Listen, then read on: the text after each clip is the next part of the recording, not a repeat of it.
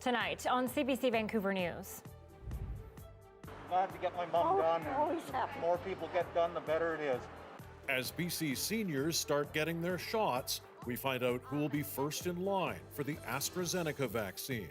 Also, I'm so glad it's here because it might help Rupert to get back to what it should be. Mass immunizations begin in Prince Rupert, where all eligible residents will be vaccinated. And there should be some concerns and some investigation into whether it's the right thing to do or not. could the RogersShaw merger mean higher prices for consumers? This is CBC Vancouver News.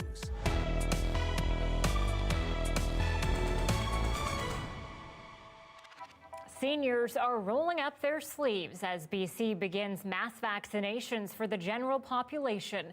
Clinics opened this morning for seniors 85 and older and Indigenous people over 65. It was drive-through service at the South Surrey Park and Ride. Most people didn't even have to get out of their vehicles to get the shot. Easy. I was just saying that having the shot was as easy, but as my husband would say, as easy as shooting fish. And now every BC resident aged 80 and older will be eligible to book an appointment by the end of this week. Good evening and thanks for joining us tonight. While Pfizer and Moderna vaccines are being used for that core age-based rollout, AstraZeneca doses are being deployed at the same time to target areas of high transmission. Today, BC unveiled details of where the first round of AstraZeneca doses will be distributed. Our Tanya Fletcher joins us live tonight with the latest on that. Tanya, we understand high-risk workplaces are the next priority. Yeah, that's right. And remember, BC received its first AstraZeneca delivery last week. It was about 60,000 doses. And that initial shipment is already being deployed to hotspots in the community. So over the weekend, those vaccines were used to target multiple outbreaks in the Lower Mainland. There was a glass factory in Langley and a Costco in Port Coquitlam. But now the priority is shifting to high-risk workplaces, namely food processing plants and agricultural operations, especially those with shared worker accommodations like farms, nurseries, and greenhouses. A provincial health officer, Dr. Bonnie Henry, says the key is work sites where PPE and barriers are difficult to keep in place, so large industrial camps will also be included. We know that these workers often fly in and fly out, and they can bring risk from the community that they are in when they go into the camp and take risk home with them to places across British Columbia and across this country. Meanwhile, BC teachers, police officers, and postal workers are among the groups all vying for early access to the vaccine. Later this week, the province's immunization committee is set to provide some more recommendations on additional groups who could also be prioritized next. Okay, Tanya, and there was some good news today for one particular group that's been waiting for quite a while to resume their activities. Yes, faith leaders have been working with the province to try to find a way to resume services safely. So BC has now started the process to allow limited outdoor religious gatherings. That will likely kick in later this month. Dr. Bonnie Henry is working to designate a separate class for outdoor services so that a small number of people can attend in-person faith events outside. She says the target timeline is to have a temporary plan in place in time for upcoming celebrations like Easter and Passover. And this will open the door to the resumption of in-person religious services inside that many faith leaders have been asking for. We can have a workable approach to the gradual and safe phased reopening of ongoing indoor services for faith groups across the province for all faith services starting in April. So she's hoping to have more detailed guidelines on that wider plan by early next week. Mike, Anita. All right, Tanya Fletcher with us live tonight. Thanks for the update. And the AstraZeneca vaccine that Tanya mentioned has already been administered to millions of people, but more than a dozen countries have now suspended its use. Alison Northcott tells us why other countries, including Canada, are still going ahead. Quebec is the only province that hasn't waited for NACI to change its recommendation. It's already giving the AstraZeneca vaccine to people over 65, but there's some anxiety. I'm worried. If I had had the chance to choose, I would have wanted to have the Pfizer one. My husband refused it, she says, because he doesn't trust it. In one area of Montreal, the health authority says about 12% of people offered AstraZeneca yesterday wouldn't take it. It comes as a growing number of countries have temporarily suspended its use as a precaution after reports some people developed blood clots. But the World Health Organization cautions against panic. This does not necessarily mean these events are linked to vaccination, but it's routine practice to investigate them.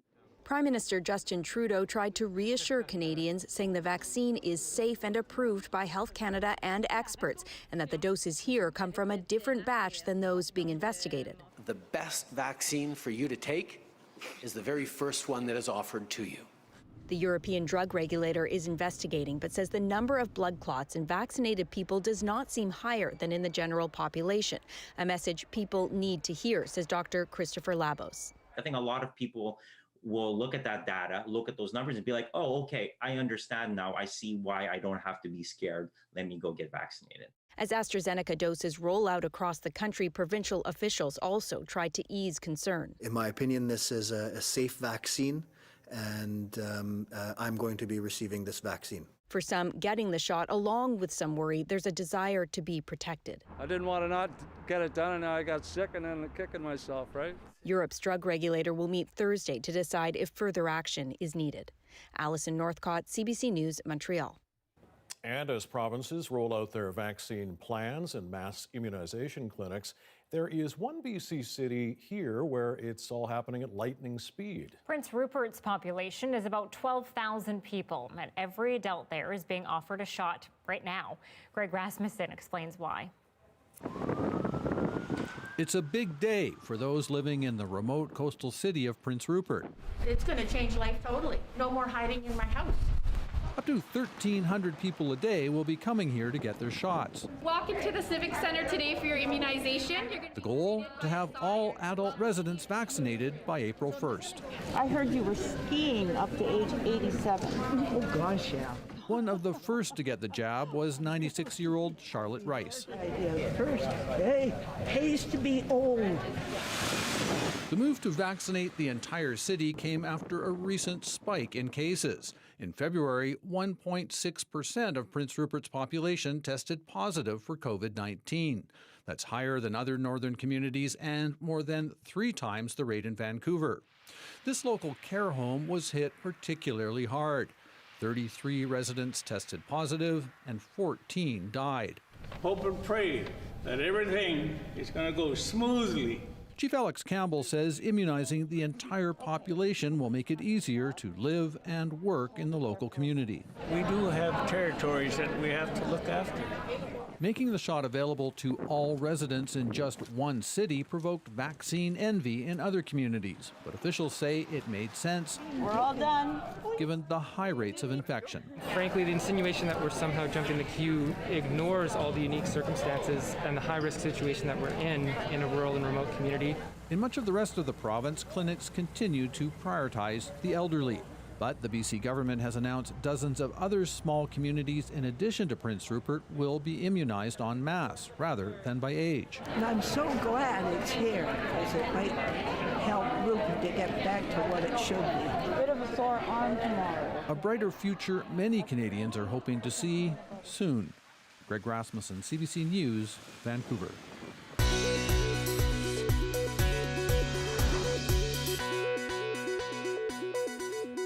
There's concern tonight over a $26 billion proposal from Rogers to buy Shaw. Rogers is hoping to gain a bigger foothold in Western Canada, but the deal would make the country's already concentrated telecom sector even tighter. And as Isabel Regam explains, some are worried it will only lead to higher costs for Canadians. I think the deal is really concerning from a customer's perspective.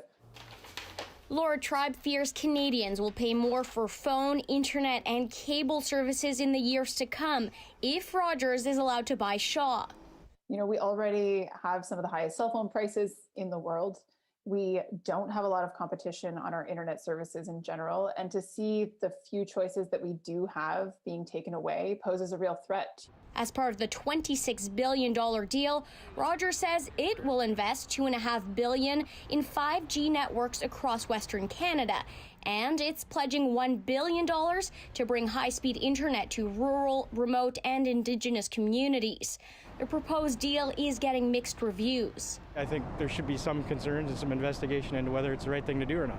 But as long as the federal government keeps up with all their new rules and guidelines, we'll be okay. There's not really like an incentive for companies to lower their prices if there's only like two main companies. Yeah, I feel like we could use a couple more. So yeah, to give you options, especially for like the lower income families. Graham Williams argues the purchase would mean even fewer options for customers. But it was always the big three and Shaw, and now it's going to be the big three. That to me is a disastrous state of affairs for Canadian telecom and Canadian entertainment. The deal will need approval from federal regulators and will face a review by the Independent Competition Bureau of Canada. In a statement, it says in part, should the Bureau determine that the proposed transaction is likely to substantially lessen or prevent competition, we will not hesitate to take appropriate action. You know, we haven't seen a really strong track record from the Competition Bureau actually blocking this. When Bell purchased Manitoba Telecom, you know, we saw that there were some concerns raised, but really small mitigation steps taken, and the deal was allowed to go through. And as a result, prices went up. How long the review will take, the Bureau says it can't tell. If the deal does get approved, it's expected to close in the first half of 2022. Isabel Regam, CBC News, Vancouver. BC's police watchdog is investigating a shooting involving an officer inside the emergency room at a Victoria hospital. The exchange left a man with non-life-threatening injuries.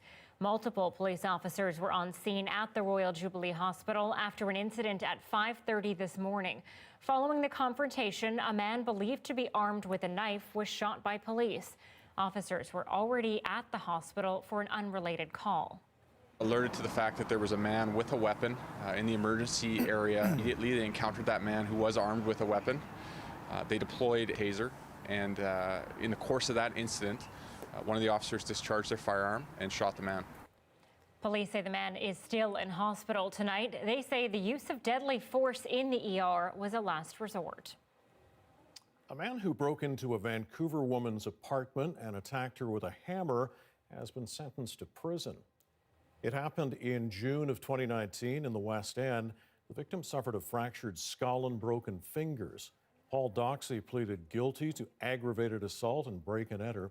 Crown prosecutors recommended 5 years behind bars, but the judge said that wasn't enough and sentenced Doxey to 7. Well, when it comes to counterfeit goods, it can be hard to tell the difference between what's a copy and what's legitimate. But one thing that can't be faked is the real cost these products are having on Canadians. Up to $30 billion in counterfeit products make it into Canada every year. And Metro Vancouver Crime Stoppers is warning people that when prices are too good to be true, they're usually fake. But it's not just the high-end designers and electronic manufacturers getting burned. Consumers are at risk when getting knockoff products. When you buy counterfeit items, you could be risking your own public safety. You could set a fire with them. The people that are producing these items don't care about quality. All they're wanting to do is to get product into the hands of consumers at a really, really inexpensive price. And the people that are benefiting from this is organized crime. According to police, selling counterfeit goods is one of the ways criminals launder money. Anyone with information on someone selling the fake stuff is asked to call Crime Stoppers. Turning now to major news out of the Vatican tonight. Pope Francis's reputation as a reformer of the Catholic Church is faltering after reaffirming Catholic clergy cannot bless gay unions. Briar Stewart is getting a reaction to that announcement in Vancouver and looking at the impact. Come out and do some work here. Kevin Simpson and his husband have been married for nearly 15 years. Their union was blessed by the Anglican Church because it couldn't be by a Catholic one.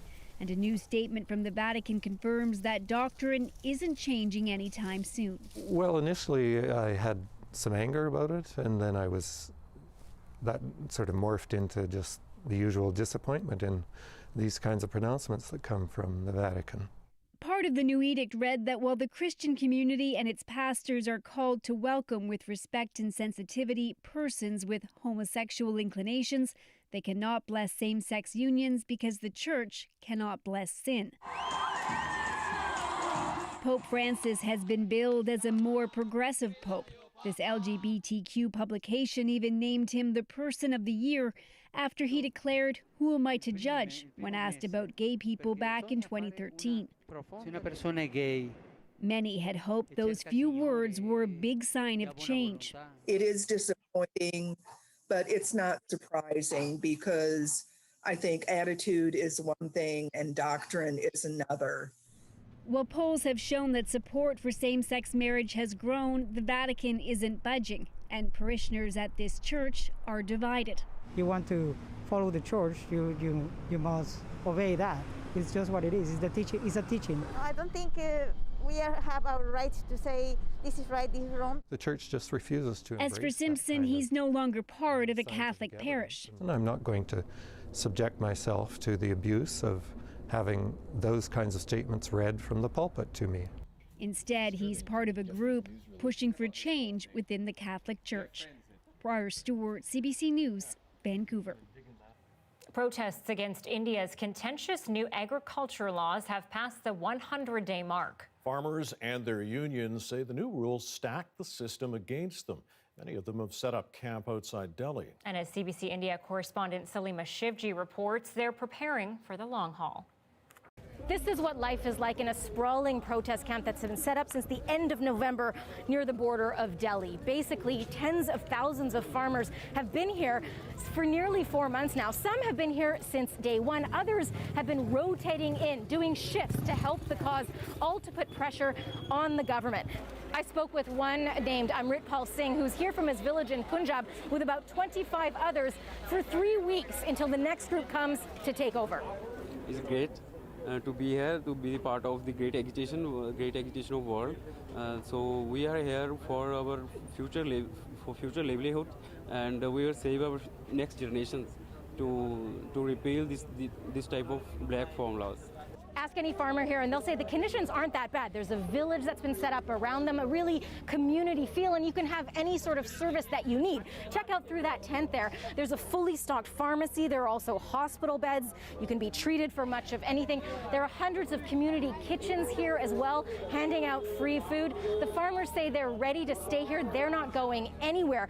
The resistance to those 3 laws that the Modi government passed quickly last September is unbending. Our fight is going on. We have no other alternative except to fight. Talks between the two sides haven't gone anywhere. The government says that the laws will help the farmers, and they've offered to make some tweaks and to suspend the laws for about 18 months. But the farmers want the laws repealed altogether. And so the showdown continues. Salima Shivji, CBC News, near the Delhi border.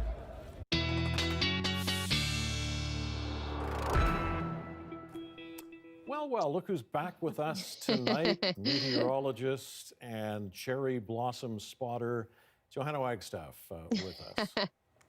Yes, nice to be back and nice to see the cherry blossoms. Well, it was my first spotting. I know I'm not the first person in all of BC to see the cherry blossoms, but it was really nice, yeah, to catch them in East Van this morning. What a gorgeous start to the week. It was chilly though, and that's sort of our story over the next couple of days. Chilly starts, but sunny-ish afternoons. Let me start off with a look at the current temperatures because those will be dropping once again tonight. 7 at YVR. We did get down to 1 last night, and places like New West, Surrey, you could be feeling -1 temperatures as we head into tomorrow morning. Those clear skies and northwesterly winds still keeping things pretty cool. Looking at the satellite and radar right now, we are mainly clear. We've got some cloud off towards the valley.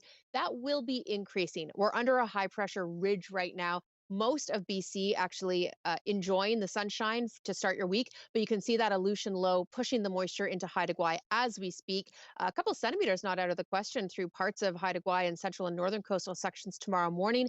That will eventually skirt down to the south coast. So that is our story for the second half of the week. Tomorrow, it's those crisp temperatures to start, and then I do have to bring a few more clouds in for your Tuesday afternoon. It won't be quite as all-day bluebird sky that we saw today, but I'll get you through to the second half rain coming up. All right, talk to you soon.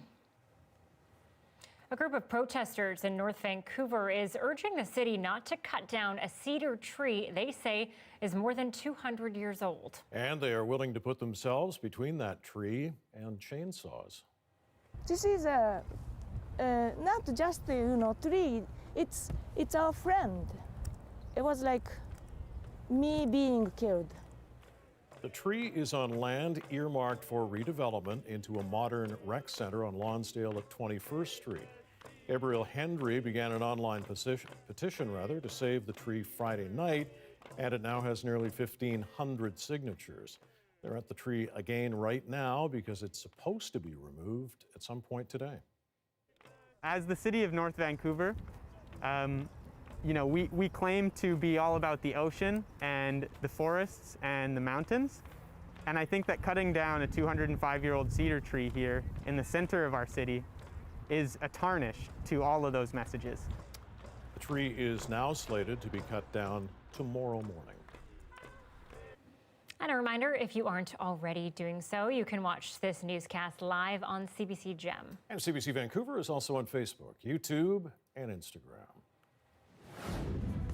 On the weekend, police in London, England, broke up a vigil for a woman who was allegedly killed by a police officer. Just ahead, why officers are now facing accusations of heavy-handed policing.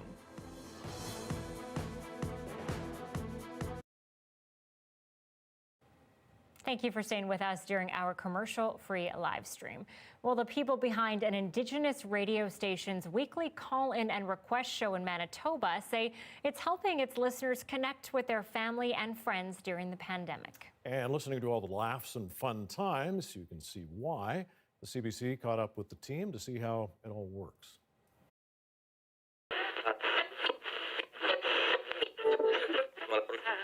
Hey, Manitoba, it's your Friends on Friday crew, Jordan Knight, Davey Gott. Here to rock your night away, just gonna get deadly for 4 hours. Right, we're right here till 10. Call us all night. Friends on Friday is a gathering place. The community comes together to share requests and to update families, to give greetings, to give birthdays, anniversaries. A birthday to who, say again? The Queen of the King of the South there. What's his name? Oh, Ernest Monias, King of the North. Happy birthday, you know, Bart. A lot of goodwill is shared in the show. It's a lot of fun. The listeners are great. They have just as much energy as we do.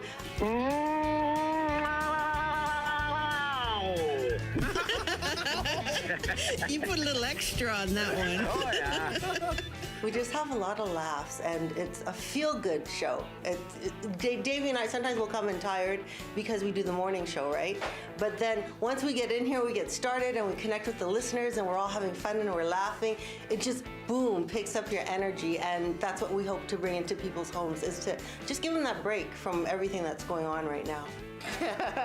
Picking up the collar and then listening to them like they won the lottery. I got on! Like you could hear them stomping around. So even the elders come to me and they tell me that they love listening to the laughters and hearing your names, like our cousins, yeah. And who you want to shout out tonight there?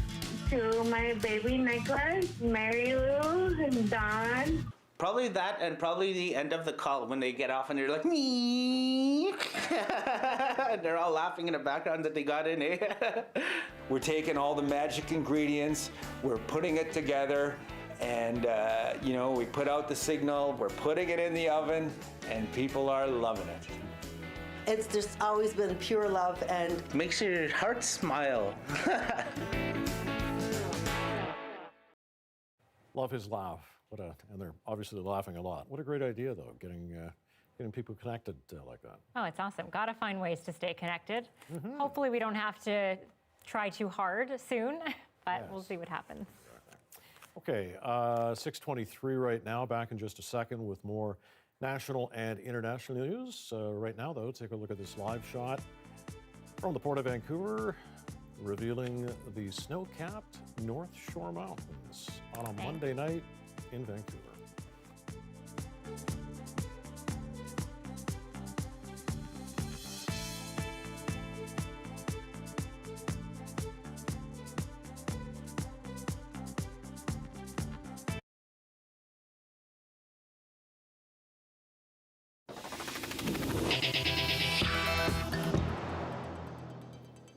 Over the weekend, police in London, England broke up a vigil for a woman who was allegedly slain by a police officer. The officer was charged for her kidnapping and murder. As Tessa Arcilla reports, this has spurred debate about the use of heavy-handed policing. This behind me has become a memorial for Sarah Everard, the woman who was killed while she was simply walking home one evening in South London. A lot of people came today laying flowers, paying their respects to her, but there is growing anger, mostly at the police, especially at the way they handled that Saturday night vigil in what is seen generally as a heavy-handed police response. Now, Prime Minister Boris Johnson met with the Metropolitan Police Chief Cressida Dick, as well as the Home Secretary and other members of the government, to find ways to better handle protests, as well as make women feel safer in the streets of London. Take a listen to what the Prime Minister said. Well, I was very concerned about the images that I saw, and so yesterday morning I talked to Cressida Dick, the Commissioner of the Metropolis, and we agreed that we'd look at it, and the Home Secretary has now commissioned Tom Windsor, the HMIC, the Inspector of Constabulary, to look at exactly what happened in that vigil, because I think a lot of people were concerned. There have been calls for the police chief to resign, but the Prime Minister said he still has full confidence in her, and she herself doubled down and defended the police's actions, saying they were simply doing their jobs, and it is a difficult job to enforce the rules, especially when COVID restrictions are still in place. But beyond that, this story has become bigger than Sarah Everard's case. This has become a bigger call to make sure that there are changes in society so that women feel safer in the streets. Tessa Arcilla, CBC News, London. There are reports today that 8 more protesters have been killed by security forces in Myanmar.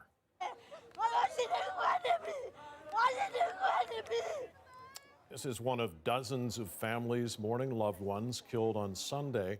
The ruling military junta has declared martial law in Yangon and given the army more powers to crush dissent. A regional human rights group estimates nearly 140 people have died since the military takeover. The founders of We Charity lashed out against Canadian politicians today. Hearing testimony before the Commons Ethics Committee, Craig and Mark Kielburger said their organization's reputation has been destroyed. And as Catherine Cullen reports, they're blaming politicians. Today, we are taking a stand. They came out swinging, flanked by a lawyer painting themselves as the victims. The government hid behind a children's charity by letting it take the fall for their political decisions. And the opposition allowed them. It all ties back to a government plan to help students announced earlier in the pandemic. So today, we're launching the new Canada Student Service Grant. It put We Charity in charge of a $500 million program. Thank you, We Day! That raised questions about how close the Prime Minister and his family were to We. Eventually, it was revealed his wife. At We Day, we talk about being givers. Mother and brother had all previously received speaking fees and had expenses covered by the charity. I regret not having recused myself in the beginning because of the perception involved, but there was no conflict of interest here. And there were questions about We itself, whether the organization was capable of handling such a big contract, how its operations were being run. Eventually, the contract and the program were canceled. The Kielburger brothers announced they were closing Canadian operations. We felt that we were political roadkill. Today, it got testy. So we'll just assume you're hiding that. Next, question is, have you been contacted by any member of the Lobbying Commissioner's office? Mr. Poilievre, you're not even officially a member of this committee, and you're answering your own questions. They were also pushed to defend themselves, explaining why they twice removed a plaque dedicating a school to the memory of a 4-year-old boy. But why would a plaque ever be taken down, I guess, is the part I've tried to think it through, but I just can't really figure out the answer to that one. I agree with you. It should never have happened. Brief agreement in hours. of acrimony. Catherine Cullen, CBC News, Ottawa. Well, here in Canada, there's a big push to be vaccinated against COVID-19, but it's a different story in China. Less than 5% of the population there has gotten the shot. And as Sasha Petrusik tells us, it's not because of a lack of encouragement from officials. It's pollution, not pandemic, that fills the streets of Beijing these days. Chinese lives are back to near normal. COVID is a hazy, fading fear.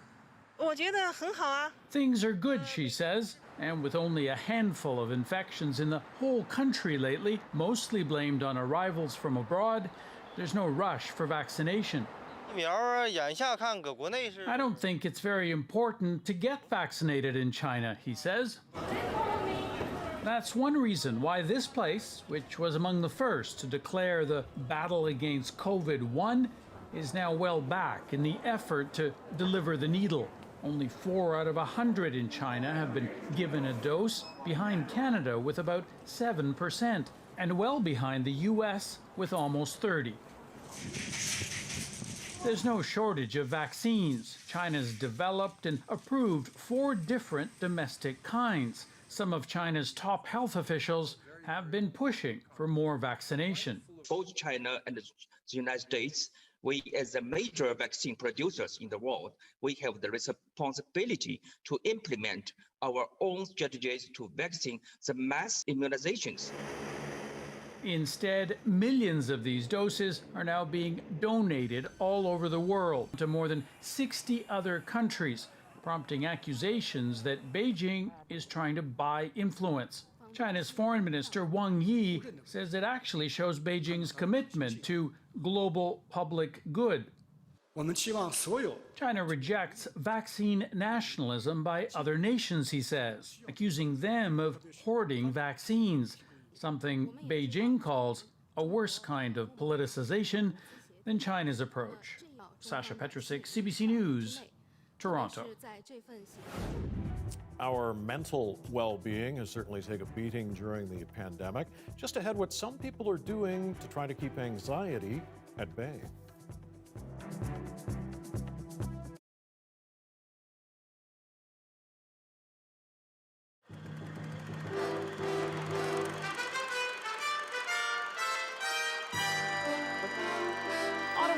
BC are feuding again. This time, it's over the waterway known as the Inside Passage. The United States has challenged Canada's sovereignty over those waters. But as Terry Malewski reports, the Canadian side can't agree on how to fight back. It's a volatile mixture of salmon, sovereignty, and politics. Canada and the U.S. have failed to agree on a new treaty governing who catches how much of the dwindling Pacific salmon stocks. Now, BC's new premier is demanding that Ottawa fight back against what he calls a challenge to Canadian sovereignty by the Americans. They've symbolically poked their finger in the eye of Canada. And we cannot, as a sovereign country, sit back and not respond to that. Clark is referring to a little-noticed act of the U.S. Congress, which claims that Canada has no right to tax American boats using the Inside Passage. That's the passage between Vancouver Island and the BC mainland, a sheltered passage to Alaskan waters. The legislation says the U.S. will not tolerate any action by Canada which would impede the right of passage. That refers to the Salmon War 2 years ago, when Ottawa forced Americans to pay a $1,500 levy to use the Inside Passage. Them saying we can't impose a transit fee when clearly we can means we have an obligation to reimpose it. But there could be a price. There are rumblings in Washington that the U.S. could retaliate by slapping a transit fee on BC ferries passing through American waters. Some congressmen go even further. We could very well impose an embargo on Canadian softwood sawn lumber coming into the United States. We don't want to do this. This is ridiculous. This is the absurdity that comes up when you try to play these games.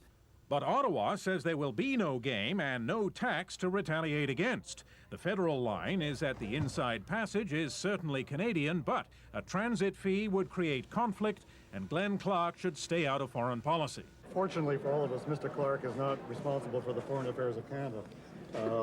we can all be sort of happy for such coincidences that he's been limited to his responsibilities for a short time in British Columbia.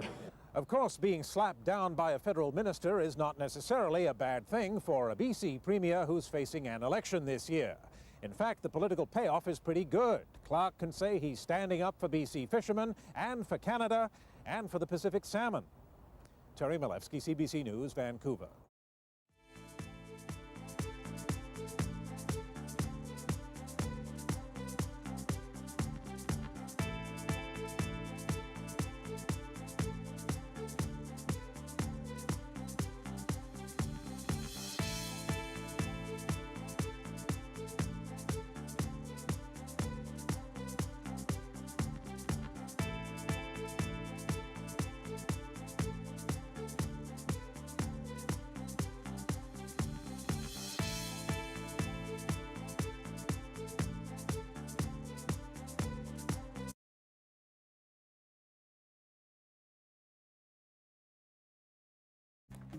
Here are some of the stories we're following tonight on CBC Vancouver News.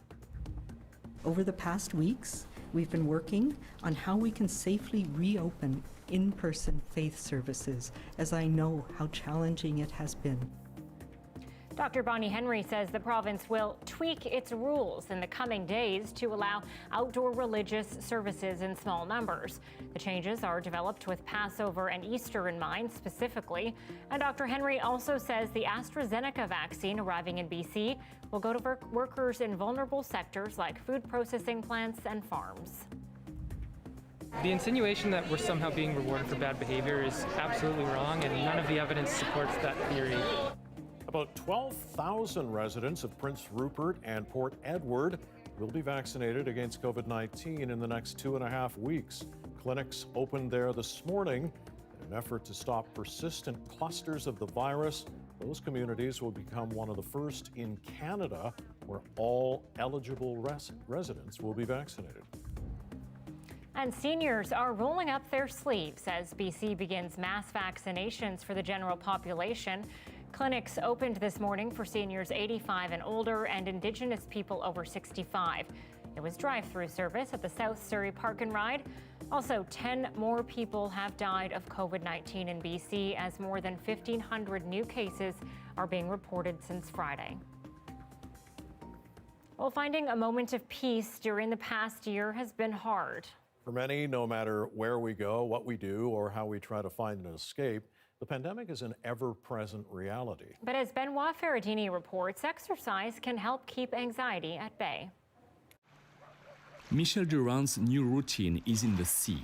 You know, when you arrive facing the ocean, everything is quiet. You feel that all the noise, around that we can hear is just for a moment disappears. Far from all the social restrictions and stress brought on by the pandemic, he found freedom in open water swimming during the winter. It has been cold, but he braved the waves and got some exercise. When we go back here, basically, the beaches didn't change due to COVID. So it's some sort of establishing some sort of a normality in an uncertain time. At the start of the pandemic, health authorities advised Canadians to try to stay active and keep a regular routine, important for physical and mental health. A UBC researcher is about to complete a study on that topic. From our preliminary analyses, the gist of it is that if those who became physically active, there was some immediate benefit within the first week or 2 weeks that there started to be some improvements in depression symptoms. Oh, it's amazing. A bit cold at the beginning. Great. Super happy. On the other side of English Bay, the North Shore Mountains have allowed many people to conquer anxiety and get moving. It's an escape, really. It's a moment of, almost a moment of normal life. Claudio Velutini hasn't been to his gym for a year, concerned he might catch COVID-19 there. So he discovered cross-country skiing, a meditative sport he can do by himself with plenty of physical distancing. Coming here really allowed me to think back to what life was before COVID and think ahead of what life will be after COVID. Like Michel Durand in the ocean, Velutini is using the pandemic to push his physical boundaries and boost his mental health. Benoit Ferradini, CBC News, Vancouver. Well, there's no doubt stress is at an all-time high for many people across the country. For anyone caught in the grip of an eating disorder, the pandemic may have interrupted treatment or made anxiety even harder to cope with. There's a growing demand for help, and as CBC's Kayla Hounsell reports, relief may be coming as Canadian researchers prepare guidelines to deliver therapy virtually. Working from home, Sarah White needs reminders to eat. She sets an alarm 6 times a day, 3 meals and 3 snacks. She says losing her pre-pandemic routine changed her already difficult relationship with food. I would eat breakfast in the car, but I don't need to drive to get to my spare bedroom that I use as an office. She was always a picky eater, but says the isolation made her realize she had a problem. So I had all of the time in the world to eat, but I was finding I wasn't eating nearly as much as I should have been. It started to feel a lot more serious than it had in the past. In September, she was diagnosed with ARFID, or Avoidant Restrictive Food Intake Disorder. Eating disorders really thrive in isolation and secrecy. Eating Disorders Nova Scotia expected to help 250 people over the past year. It ended up supporting 1,000. Across Canada, we've really seen a number of folks who are reaching out for support for an eating disorder, just really going through the roof. So a group of Canadian researchers set out to determine how best to treat eating disorders during a pandemic, particularly in children and young adults. Their findings are about to be published. It's not just talking therapy that's important with eating disorders. There's also checking weights and checking vital signs, which can't be done virtually, really. The study's principal investigator says in-person visits are still a must, but some therapy can be delivered via phone, smartphone apps, or online with adjustments. We often start off the session saying, are you in a private space? Are you feeling comfortable? White sought help in an online support group offered by Eating Disorders Nova Scotia. She now works for the organization, bringing valuable real-life experience to a problem made worse by the pandemic. Kayla Hounsell, CBC News, Halifax. Still to come tonight, what the future of award shows could look like and why today's Oscar diversity win may not be enough. And at 6:41, a live look at Harbour Centre Tower today in Vancouver. A gorgeous day on the south coast. So will it continue tomorrow? Johanna is back. We'll hear from her next.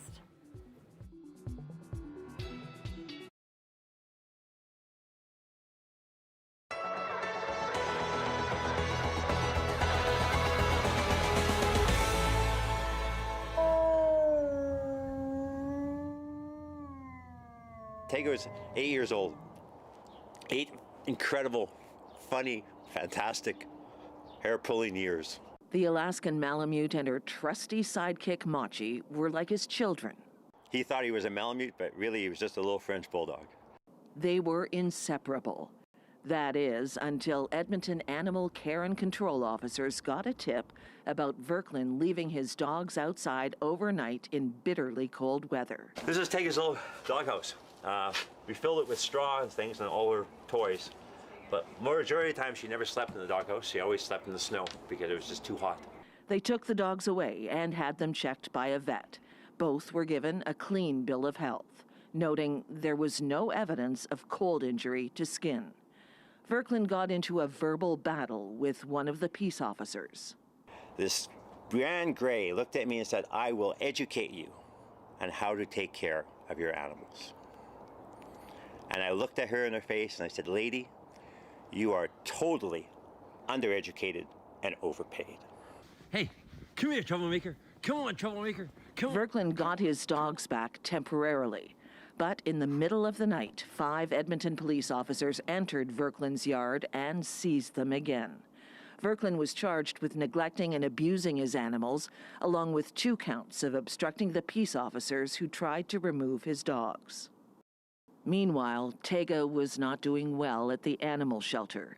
Staff records showed she was hot, panting, and not eating well. Tega had lost 15 pounds of weight in 11 days. They kept a double-coated Alaskan Malamute on a heated slab and basically cooked her like a dog in a frying pan. 16 days after she was seized, staff found Tega dead in her kennel. Tega was basically tortured, isolated, cooked to death, and left to die. A vet determined Tega died of a twisted spleen, that it was nobody's fault. The same day Tega died, the peace officer Verklin had battled with asked an Edmonton police officer to foster Machi. The officer wrote that Machi was very sad and maybe even depressed. Days later, the bulldog escaped through the officer's front door and was hit by a vehicle. Both of Verklin's dogs were dead. He was supposed to go to trial last month, but in early February, the Crown stayed the charges without explanation. Formal complaints have been filed about the police constable and peace officer. Investigations are underway, so the city and police service declined comment. Nicholas Verklin is thinking of getting counseling. He says he's haunted by Tega's last days. Dad, where are you? Dad, how come I'm so hot? Dad, how come you can't help me? Dad, where are you?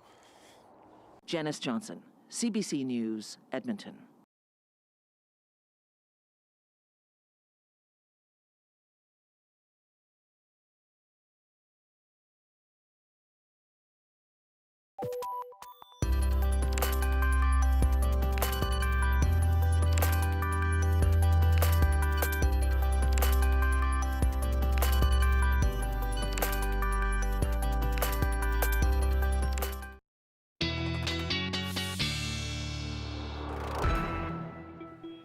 Meteorologist Johanna Wagstaffe joins us now with the forecast.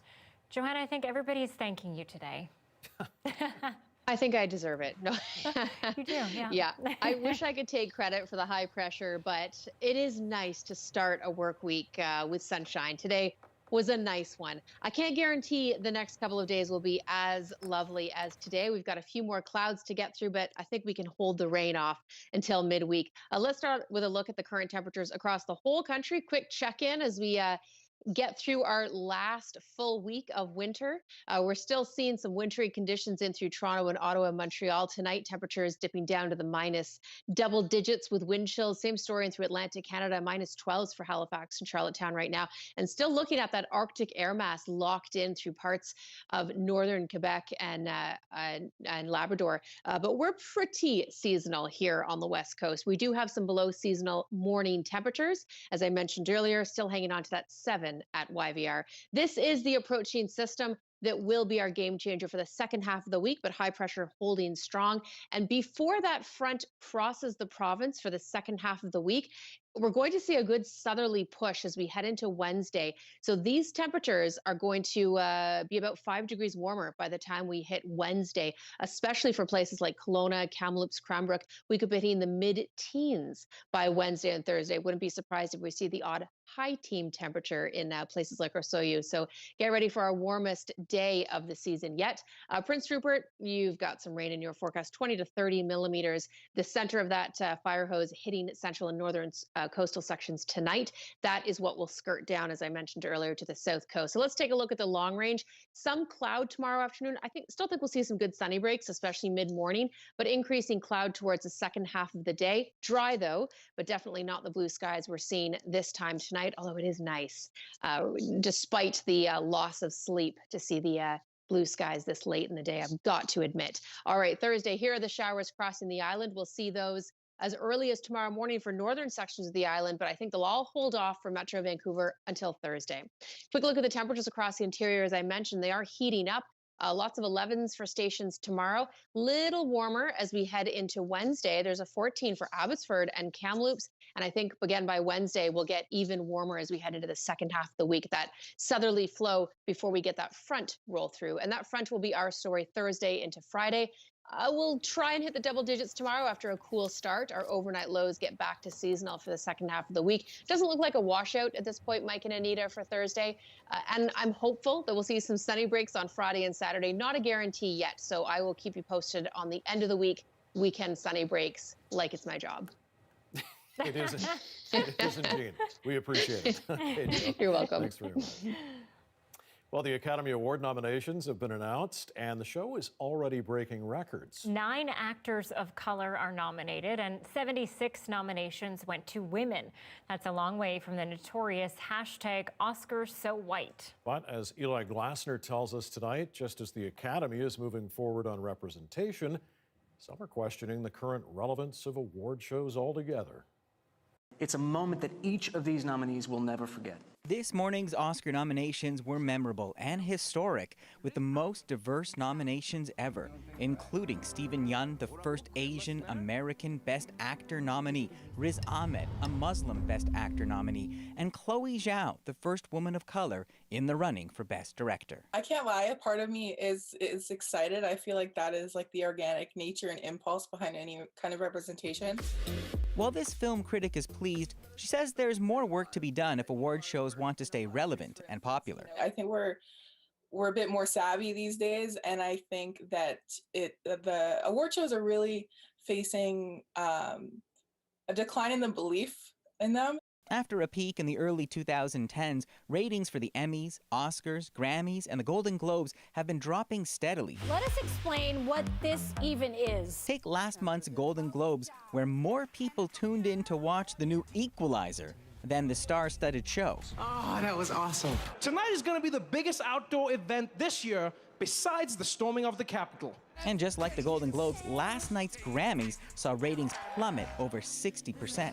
A friend referred to this as Academy Awards Endgame here. We're going to see if anyone at all watches this, and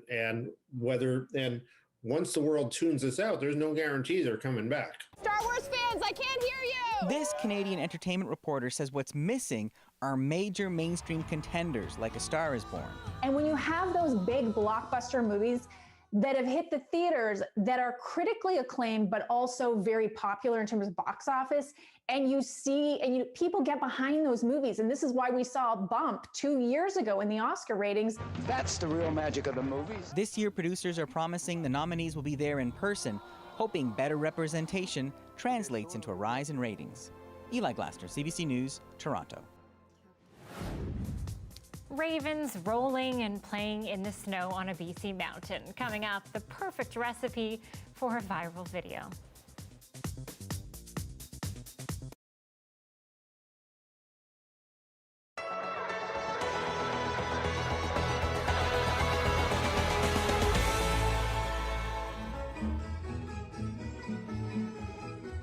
When we applied to coming here in Canada, I told Noel that, you know what, someday we will put up our own dance company in Canada. We're not just gonna go there to work and to start our new life, but I still wanted to continue my passion in dancing. And then Noel, it's the same thing with him. He said like, yeah, for sure. It's a collective of people who have passion in performance and performing arts in general. Over the years, I just enjoyed their company, the way they teach the dances, of course, the costumes. Most of them are they migrated from the Philippines not too long ago, but we have a big chunk of members who was born and raised here, who doesn't have any idea of what a Barong Tagalog is or what is a tinikling, or they're missing a big piece of their identity, I think, in terms of cultures and tradition. When we were starting, it was tough because we don't know a lot of people here. We don't have any extra budget to purchase costumes as much as we want. So it's just so happened that we met the right people along the way. I actually learned all those skills from my dance company, from the Ramon Ubusan Folklore Group, because what we do there is not just the dance. We actually learn how to make our own props, our own costumes, repair them if there's needs to be repaired. I'm just very lucky that my mom is a seamstress. So we are partners together. So we go we go shop in a fabric land in the Philippines. And then I design my own costumes. And then when I came to Canada, I said like, oh, I know how to do that. Let's do it. We do have different ways of like how the dances go. The one I'm wearing right now, and like Alan and Noel, because we were colonized by the Spanish for about 300 years. So that's where this dance comes from. There's another one which is the Muslim dance, so more on the southern part of the Philippines. So that one is very like gold ensembles, a lot of like prince and princess kind of thing. And then of course we have the northern part of the Philippines, which is the indigenous side of the Philippines. So a lot of like very similar to our indigenous family here in Canada. You can tell that they're from a different tribe versus the other one because of the way their weaves are different. So it's kind of like a war dance. Sometimes they have the courtship dance. So a lot of those things actually are part of the Philippine culture in terms of dancing.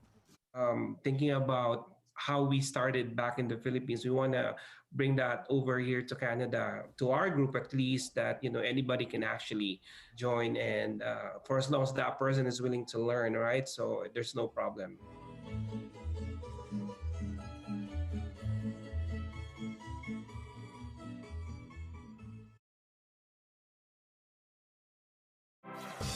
Hi, I'm Amy Bell, and here's what's in your CBC Vancouver inbox. Join CBC Vancouver's Gloria Makarenko at 2 upcoming events. Don't miss West Coast Leafs Breakfast for Dinner, a unique virtual celebration on March 24th. Enjoy a joyous and thought-provoking evening, all for a great cause. And on April 25th, enjoy the beautiful art of food at Vancouver Cherry Blossom Festival's Sakura at Home fundraiser. Visit vcbf.ca for tickets and more information.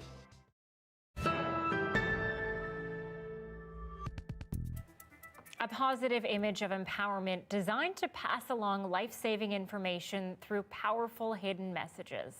It's all part of a new mural commissioned by the YWCA, now underway in downtown Vancouver.